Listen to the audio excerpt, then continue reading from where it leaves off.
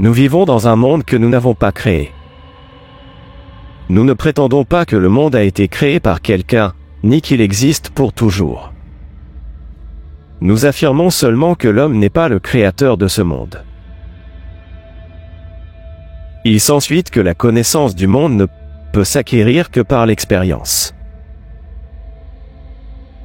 Il est impossible d'avoir des connaissances sur quelque chose auquel il est interdit de penser et que l'on ne peut pas expérimenter. L'expérience est la clé de la porte derrière laquelle se cachent les connaissances.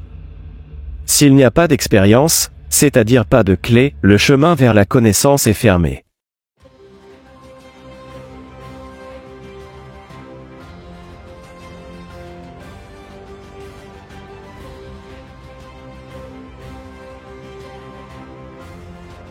Il y a 18 500 ans, les conditions de vie de l'humanité, de la planète Terre elle-même et de l'ensemble du système interplanétaire de planètes, et surtout les paramètres physiques de l'existence de la planète Terre, étaient radicalement différents de l'état que nous pouvons observer aujourd'hui.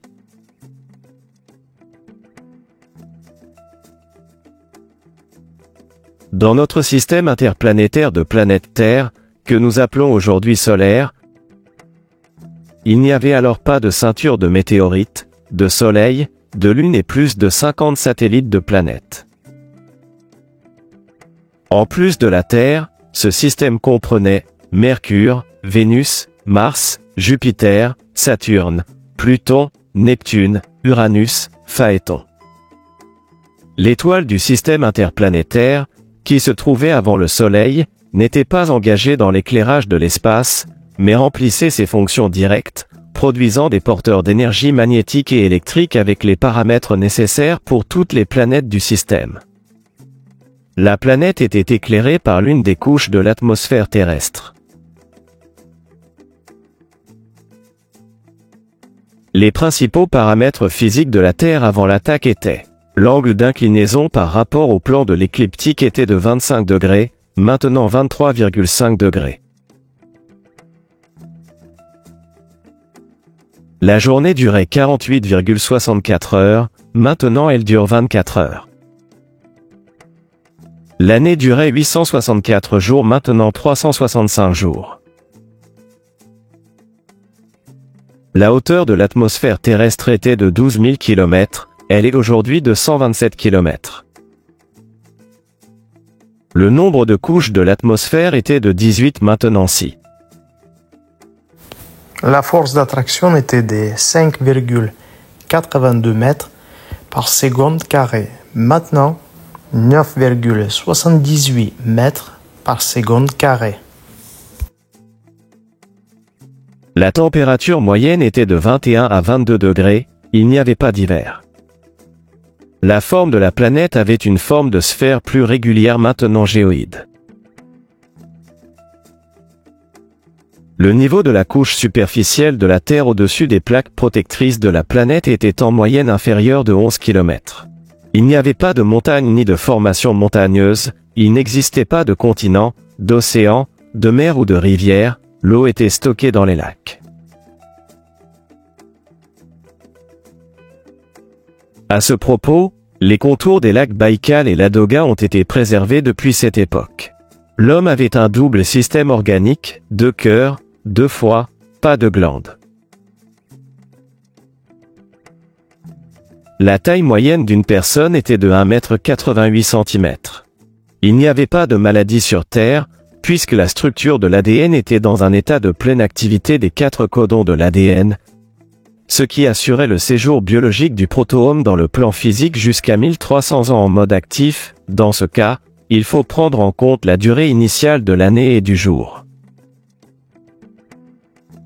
Un homme plus développé, qui, pour une raison ou une autre, était chargé du développement des autres à travers lui-même, pouvait exister sous sa forme physique pendant 10, 15 et 20 000 ans.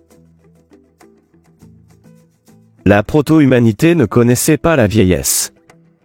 Dans leur vieillesse, ils ressemblaient à des personnes modernes âgées de 40 à 45 ans. Ils décédaient à volonté, principalement après avoir accompli toutes leurs tâches au cours de cette vie. La population de la planète ne dépassait pas 1,240 milliard de personnes, lesquelles vivaient toutes sur un territoire strictement défini.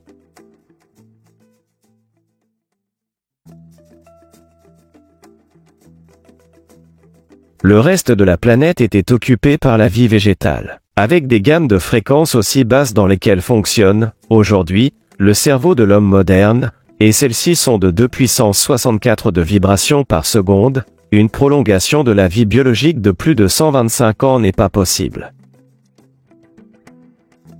Ce n'est qu'en augmentant le niveau de fréquence du cerveau jusqu'à au moins 2 puissance 82 de vibrations par seconde qu'il sera possible de prolonger la vie biologique jusqu'à 250 ans. Les gens ne dépendaient pas de la nourriture ni de l'eau, les gens recevaient la majeure partie de l'énergie vitale directement des grilles atmosphériques à travers les structures énergétiques du cerveau. Pour reconstituer l'équilibre minéral de l'organisme, ils consommaient uniquement des fruits et du nectar, de l'eau structurée par les plantes. Ce système planétaire de la Terre a été créé dans le but de développer l'esprit parfait, pour l'acquisition par l'homme sur Terre de la vérité sur la conscience, l'esprit et la matière. Il a été décidé d'atteindre cet objectif sur la base d'une cellule vivante avec le développement correct du cerveau humain dans des conditions de survie spécialement préparées par le système de gestion de la Terre.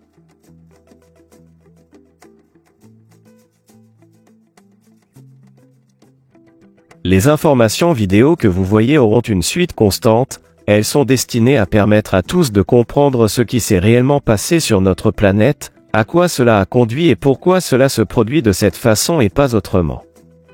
Ces informations doivent être largement diffusées, et les créateurs de ces informations espèrent contribuer à les diffuser à tous ceux qui les consultent.